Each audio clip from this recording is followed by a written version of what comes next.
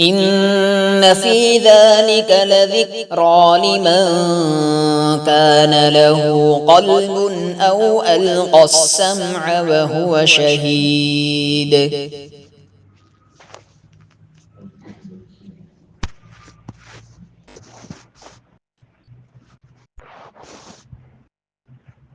قرآن مجید کی فضیلت سے حضرت مولانا اتنی مفصل فرمائی ہے، تقریباً سارے فضائل کو اپنی جمع کر دیا۔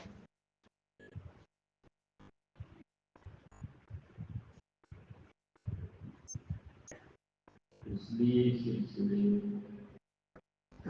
مزید کچھ دیکھنے کی گنجائش نہیں۔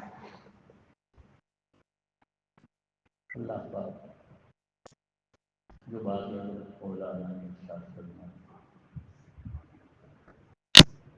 سب کے دلوں میں اللہ پاک سے حفظ قرآن کا شوق پیدا کرنا، اور جو بچے آپ ہو رہے ہیں یا ہو گئے ہیں اللہ ان کو اپنے حفظ کے باقی رکھنے کی توفیق عطا فرمائے، اس کا اسباب اختیار کرنے کی توفیق عطا فرمائے۔ جو بھی حفظ کر رہے ہیں اللہ ان کی حفظ کو آسان فرمائے، اور جب وہ دن آئے وہ بھی تکمیل کلام پاک سے سرفراز ہو رہے ہیں۔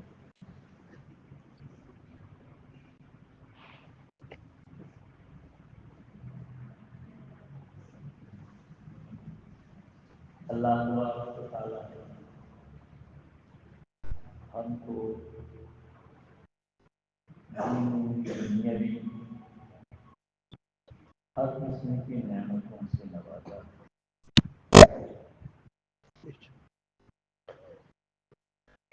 کھانے پینے پہننے اوڑھنے سے لے کر جتنی ضرورتیں اللہ پاک جو دنیاوی ضرورتیں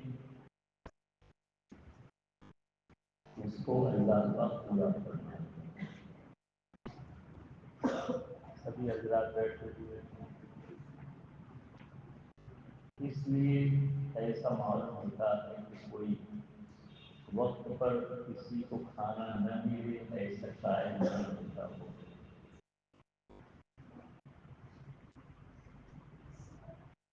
کپڑا کسی کو نہ ملے پہننے کو، یہ نہیں، سب کو کھانا ملتا ہے، کپڑا ملتا ہے، سب کو اللہ نے رہنے کی بسنے کی جگہ دی ہے جس درجے کی سے۔ یہ انسان کی اہم ضروریات ہیں، اس کو روٹی کپڑا مکان سے تعبیر کرتے ہیں۔ تقریباً اللہ نے سب کو اس سے نوازا ہے۔ یہ ادھر کی ضرورت زندگی ایک بہت بڑی نعمت ہے جو اللہ نے ہم سب کو عطا فرمائی ہے۔ ایک ایک سانس بڑا قیمتی ہے، ایک ایک قدم جو ہم چلتے ہیں اٹھا کے بڑا قیمتی ہے۔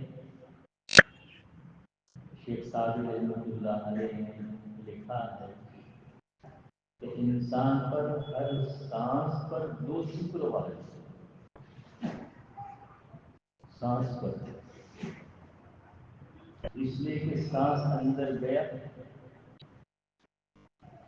رک نہیں گیا، رک جاتا تو موت واقع ہو جاتی، سانس آدمی اگر نہیں لے سکتا تو وہ ختم ہو جاتا ہے، اور اندر جا کے ایک دم گھٹ نہیں گیا بلکہ وہ سانس واپس آ گئی، ورنہ اندر ہی اندر سانس رہ گئی جس کو دم گھٹنا کہتے ہیں۔ یہ دو نعمتیں سانس پر ہوئی، اور ہر نعمت کا شکر کرنا واجب ہے، تو سانس پر دو نعمتیں، لہذا ہر سانس پر دو مرتبہ اللہ کا شکر کرنا واجب ہے۔ حدیث پاک میں آتا ہے کہ انسان انسان کے جتنے جوڑ تقریباً جوڑ بھی انسان کے 300 سال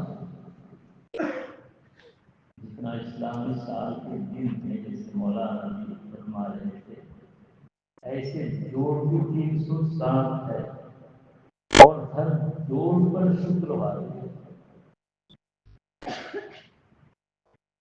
ظاہر بات ہے ہر جوڑ پر آدمی 2 رکعت پڑھنے لگے شکریہ کتنا لمبا وقت چلا جائے گا آدھا گھنٹہ اس کا اسی میں نکل جائے گا 307 رکعت پڑھنا بلکہ 2 کر کے کہاں پہنچے گا معلوم اس لیے رسول اللہ صلی اللہ علیہ وسلم نے فرمایا کہ جو آدمی 2 رکعت پڑھ لیتا ہے اشراق کی 2 رکعت پڑھنے کی وجہ سے یہ جو سارے جوڑ پر اللہ کا شکر واجب تھا یہ شکر ادا ہو جائے 2 رکعت بھائی جوڑ جو ہے وہ نعمت ہے نہیں تو جب سمجھ میں آتا ہے کہ جب کسی کا جوڑ جو فیل ہو جاتا ہے پاؤں میں چلتا نہیں درد گھٹنے میں ہو جاتا ہے ہاتھ کہیں ادھر ادھر ہو جاتا ہے آنکھوں میں کوئی تکلیف ہو جاتی ہے شنوائی ختم ہو جاتی ہے جی تب جا کے نعمت کا احساس ہوتا ہے کہ اتنی بڑی نعمت اللہ پاک کی اتنی بڑی نعمت آنکھیں جو ہے تو اس کی قیمت کا کوئی اندازہ لگا اللہ یوں کہہ دو تو بھیجا نہیں ہوگا کہ کروڑ روپے کی نعمتیں اپنے جسم میں لیے ہوئے ہر وقت گھوم رہے ہیں اور ہم کو ان نعمتوں کا احساس کرنا ہے آپ سے دیکھ رہے ہیں پوچھو اس سے جس کی آنکھ روشنی ختم ہو رہی ہے کان سے سن رہے ہیں زبان سے چکھ رہے ہیں بازوں کو چکھنے کی طاقت ختم ہو جاتی ہے ان کو کروا میٹھا کچھ محسوس ہی نہیں ہوتا ہے سبھی ہوتا ہے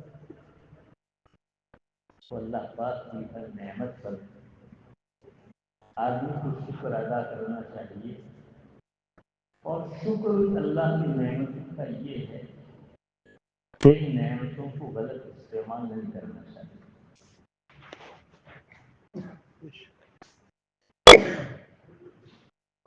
اللہ تبارک و تعالیٰ ارشاد فرماتے ہیں ان اللہ اشترى من المؤمنین انفسهم واموالهم بأن لهم الجنہ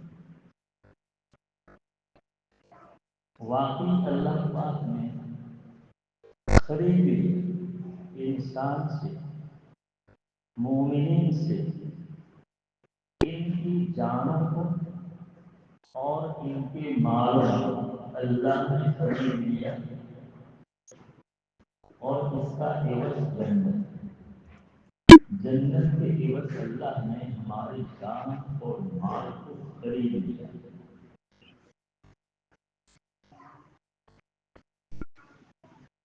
حضرت ثانی رحمۃ اللہ علیہ ارشاد فرماتے ہیں کہ اس حیات دنیا کو اللہ تبارک و تعالیٰ نے متاع الغرور فرمایا وما الحیات الدنیا الا متاع الغرور متاع الغرور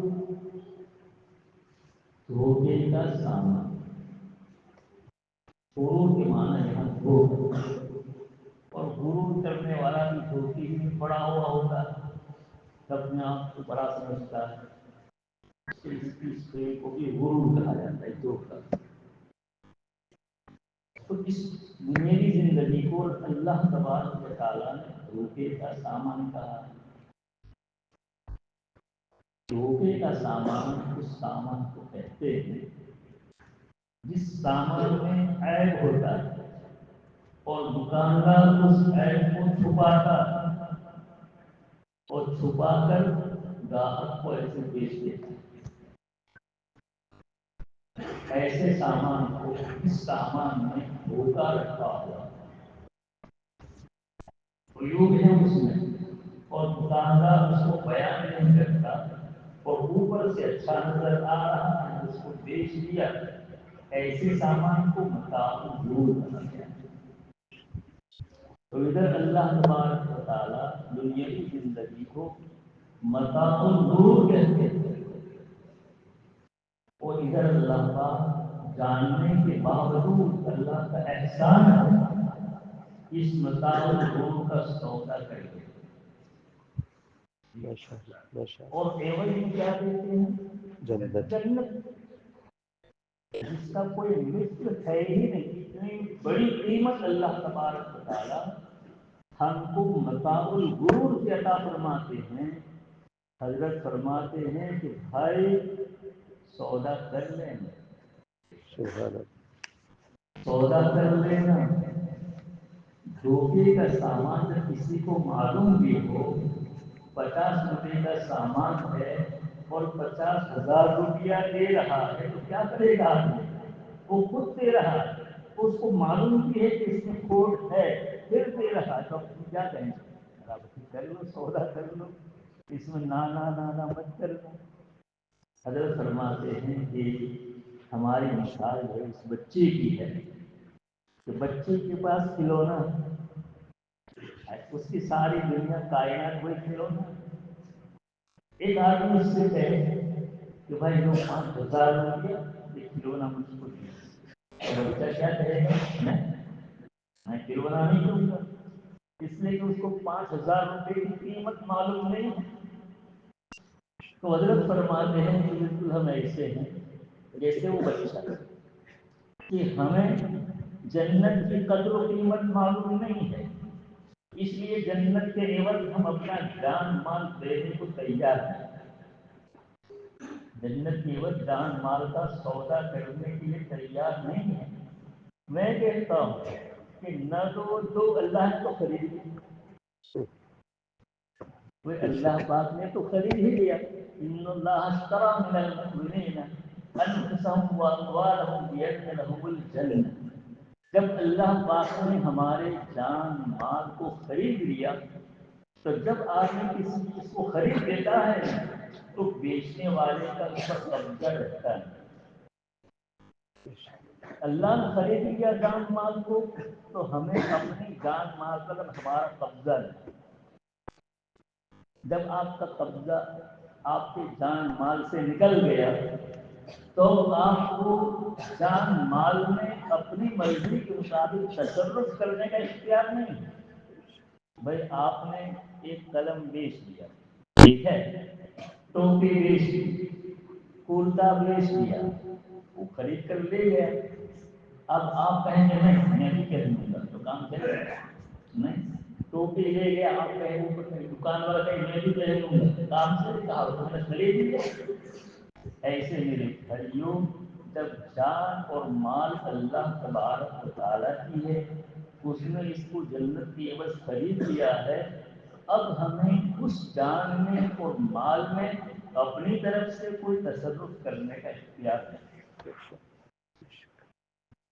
پھر جیسا کہیں اللہ ویسا کرنا پڑے گا، جان کا استعمال ویسا کریں گے جیسا اللہ پاک چاہتے ہیں۔ اللہ پاک اللہ پاک کیا چاہتے ہیں؟ اللہ کی طاعت میں جان کو استعمال کیا جائے، جسم کو استعمال کیا جائے۔ تو اب ہم پر فرض ہے کہ ہم اس ذات کو، جان کو اللہ کی مرضی کے خلاف استعمال نہیں کریں گے۔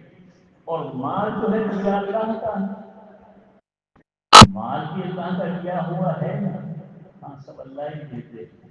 اللہ کا دیا ہوا مال ہے، اس کو بھی اللہ کی مرضیات پر استعمال کرنا پڑے گا۔ تو جسم کو بھی اور مال کو بھی اللہ کی مرضیات استعمال کرنا پڑے گا، اس لیے کہ اللہ تبارک و تعالیٰ نے ہم سے خرید لیا اور اس کے عوض جنت تیاری ہے، اس کا بدل جنت ملے گی۔ اس پر ہم یہ کہہ سکتے ہیں کہ جو جان مال میں خود اپنے طور پر اپنی مرضی سے جو تصرف کرے گا اتنا حصہ جنت سے اس کا کم ہو جائے گا. ظاہر بات جنت سے اتنا حصہ اس کا کیا ہو جائے گا؟ کم ہو جائے گا.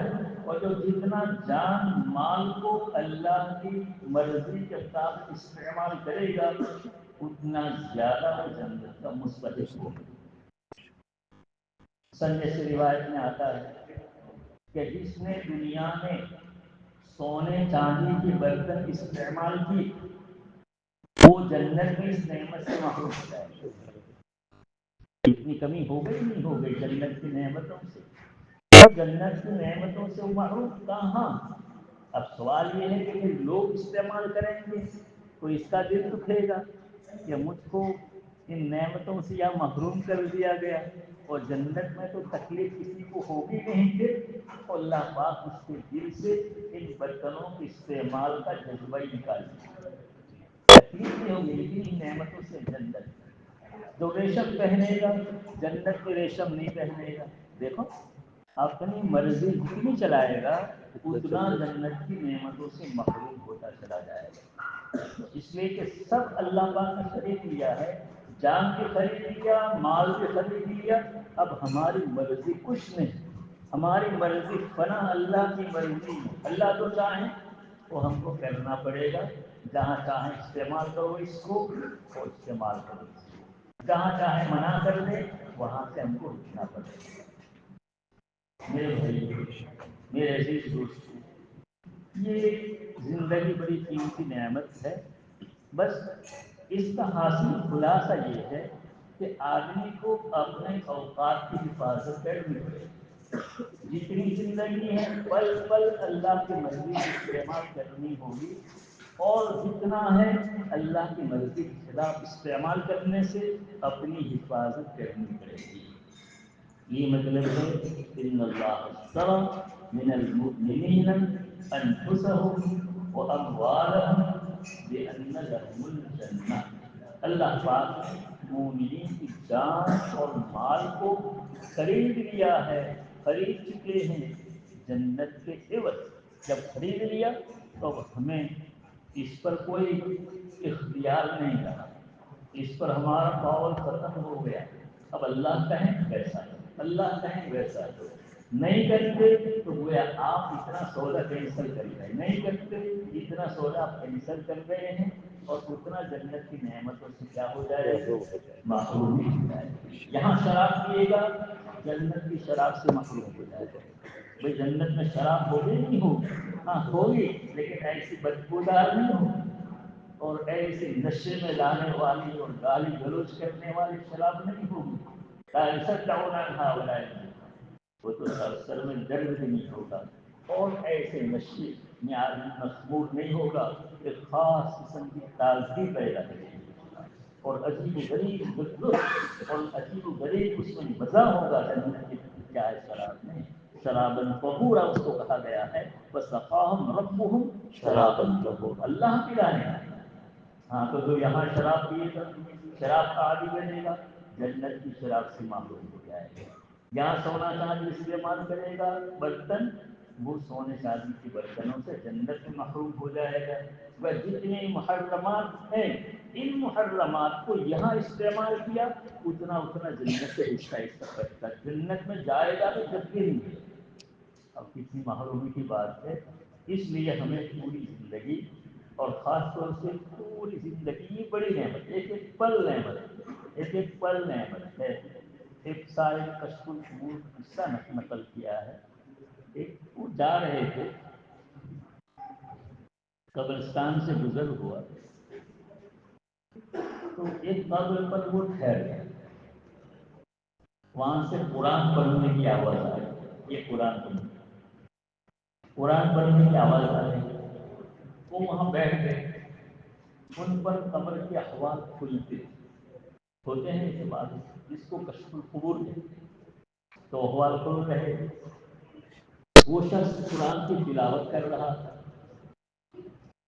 تو انہوں نے کہا کہ بھائی عجیب بات ہے انسان جب انتقال کر جاتا ہے تو اس کا میٹر بند ہو جاتا ہے، نام اعمال کا دفتر بند ہو جاتا ہے، اور تم تو عمل کر رہے ہو، قرآن کی تلاوت کر رہے ہو۔ ارے قصہ کیا ہے؟ اس آدمی نے ان سے گفتگو کی اور سنایا کہ میرا انتقال ہو گیا۔ تو منکر نکیر آ گئے کہ چلو سوال من رب کو وما دینک وما من هذا الرجل، سوال تیرا رب کون ہے، تیرا دین کیا ہے، اور یہ شخص جو ہے ان کے بارے میں تمہاری کیا رائے ہے؟ اس نے جوابات دے دی، اب میں نے جوابات دے دی، تینوں جواب بالکل صحیح ہو گئے۔ تو فرشتوں نے کہا کہ بھائی تیرے جواب سے ہم خوش ہو گئے، تو امتحان میں جیسے کامیاب ہو گیا۔ تین جواب رکھتے ہیں امتحان میں، ہاں اتنی سے دیا گیا ہے، منکر نکیر کی تین سوال کرنے وہاں، تو تین سوال میں جو کامیاب، وہ پوری کامیابی اس کے واسطے ہے۔ ہمارے مدارس میں تین سوال ہیں، 5 سوال والے اصل نہیں ہیں، 3 سوال والے اصل۔ 5 سوال کرتے لیکن 3 کے جوابات دو، بس 3 کے جوابات یہیں سے ماخوذ ہیں۔ 3 کے جوابات دینے پر آدمی کامیاب سمجھا جاتا ہے۔ تو 3 کے جوابات بھی کہا میں کامیاب ہو گیا۔ اللہ کی طرف سے فرشتوں نے کہا کہ اس سے کہو نم کا نومۃ العروس، تم سو جاؤ جیسے دلہن سو جاتی ہے، دلہن سو جاتی ہے، ہاں، یعنی اب تم کو جگانے والا کوئی نہیں۔ جیسے دلہن سو جاتی ہے تو دلہن کو جگانے کوئی نہیں جاتا ہے، بس اس کا شوہر اس کو جگا سکتا ہے۔ تو تیرا رب اس کو جگائے گا، کب جاگے گا؟ نومۃ العروس، تو ایسے سویا جیسے دلہن سو جاتی ہے، اور اس کو کوئی فکر نہیں، کوئی تکلیف نہیں، بس تو سوتا رہتا۔ تو میں نے کہا کہ اتنا لمبا سو کر کیا کروں گا؟ قیامت تک سوتے رہنا، تو ایسے کوئی بڑا زبردست حافظ ہوگا، قرآن بہت پڑھتا ہوگا۔ اس نے کہا کہ بھائی مجھے تو اجازت دی جائے قرآن پڑھنے کی۔ فرشتوں نے کہا کہ ابھی کون سا عمل تجھ کو پھر پسند ہے، اس عمل کی اللہ کی طرف سے تجھ کو اجازت دی جائے۔ تو میں نے کہا وہ شخص کہہ رہا ہے کہ مجھے قرآن سے شغف ہے، مجھے قرآن سے بہت دلچسپی ہے، مجھ کو قرآن پڑھنے کی اجازت دی جائے۔ کہا کہ جاؤ تم قرآن پڑھتے ہو۔ قرآن پڑھتا رہا، کبھی سوتا بھی ہوگا لیکن پڑھتا رہا زیادہ برزخ۔ ایسے اعمال کے اللہ کی طرف سے اجازت ملتی ہے جس سے انسان کا شغف رہتا ہے، تو اللہ پاک کی طرف اجازت مل گئی۔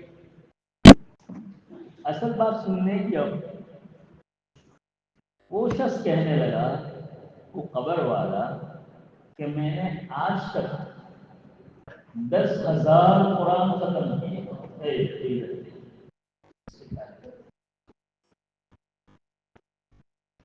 آج تک میں نے 10,000 قرآن ختم کیے ہیں، میں کس کو دے دوں، اور تو ایک سبحان اللہ مجھ کو دے دیتے، ایک سبحان اللہ دے دے، میں 10,000 قرآن دے دوں گا۔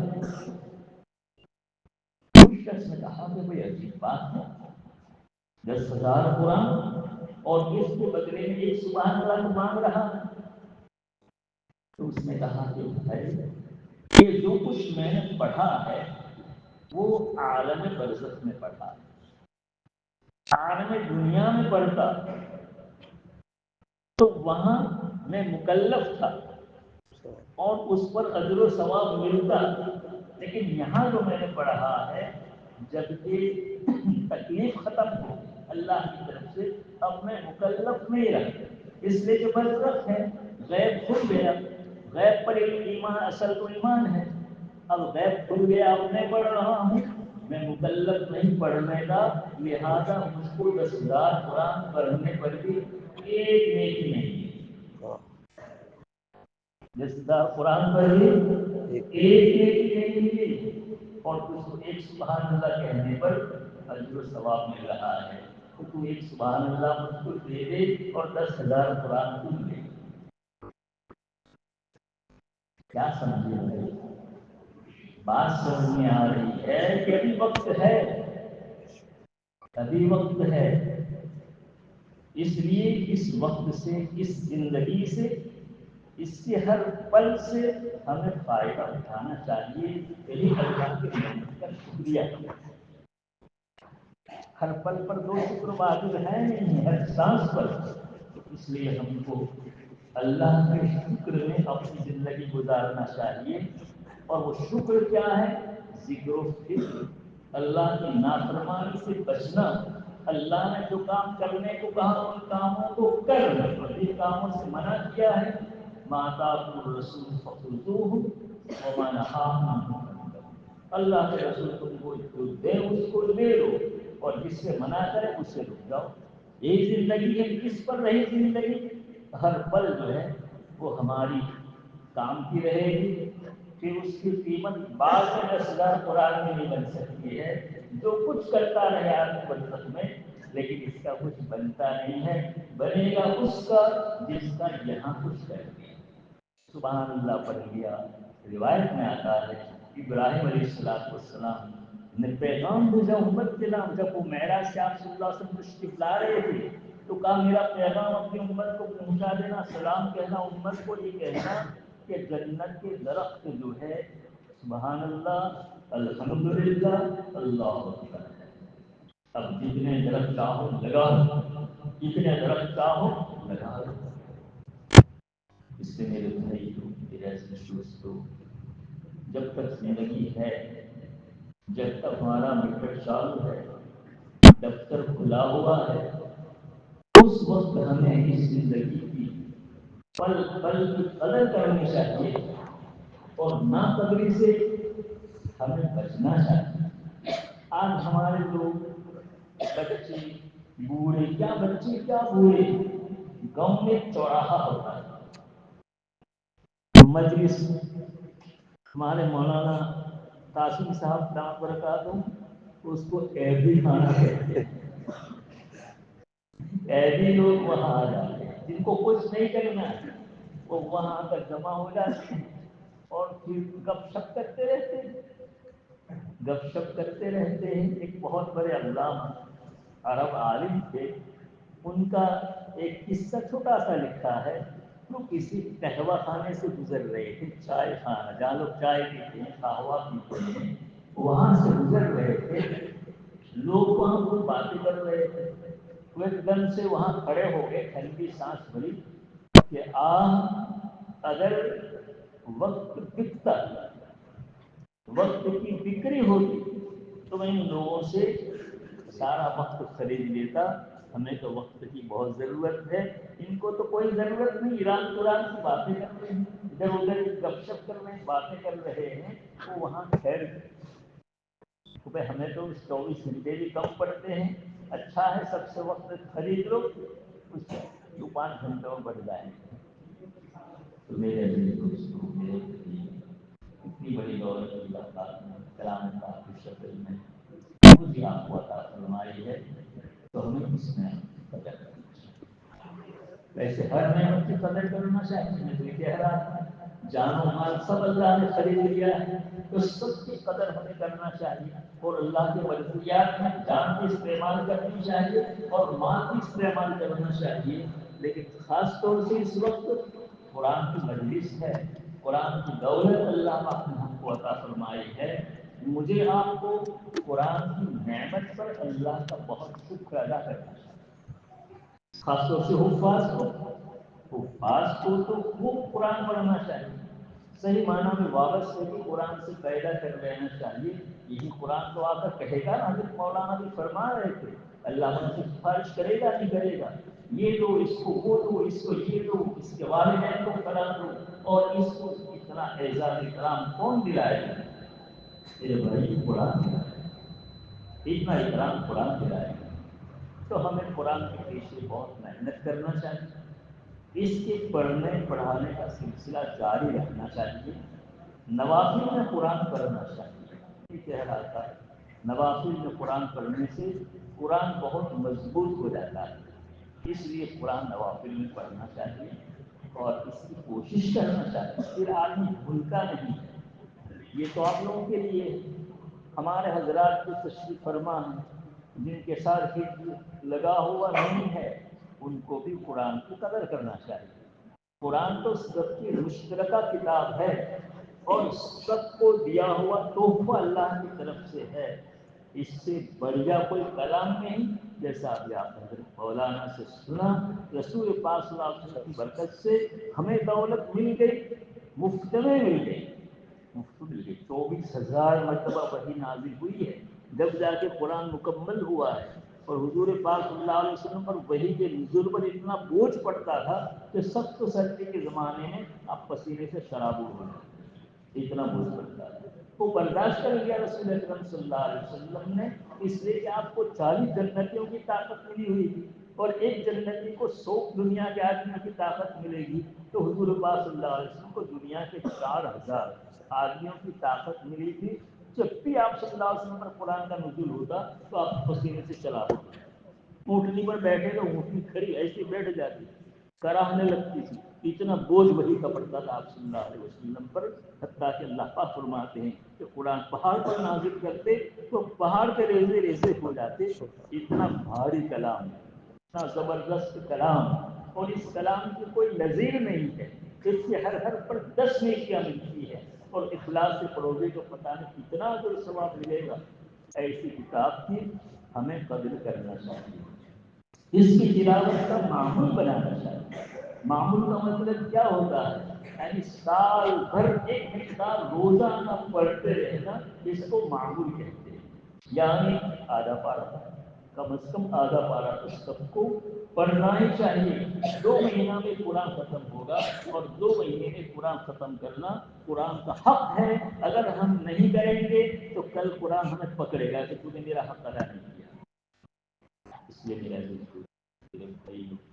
زندگی بہت قیمتی ہے، ایک ایک پل قیمتی ہے، ایک ایک نیکی قیمتی ہے، ایک ایک نیکی قیمتی ہے، ایک نیکی تو ایک نیکی کہاں، نیکی کو ہلکا سمجھ کے چھوڑنا نہیں چاہیے، اور گناہ کو ہلکا سمجھ کے کرنا نہیں چاہیے، ورنہ ایک گناہ بھی بندے کو ہلاک کرنے کے واسطے کافی ہو جاتا ہے۔ قیامت کے دن حساب کتاب ہو رہا ہوگا، میزان عمل قائم ہوگا، اعمال تل رہے ہوں گے۔ اب ایک شخص جو ہے اس کے نامہ اعمال تل رہے ہوں گے، تو اس میں ایک نیکی کی کمی ہوگی، ایک نیکی اگر ہے تو پلڑا چھپ جائے گا۔ اللہ پاک کہیں گے جاؤ بھائی نیکی کہیں سے تلاش کر کے لاؤ۔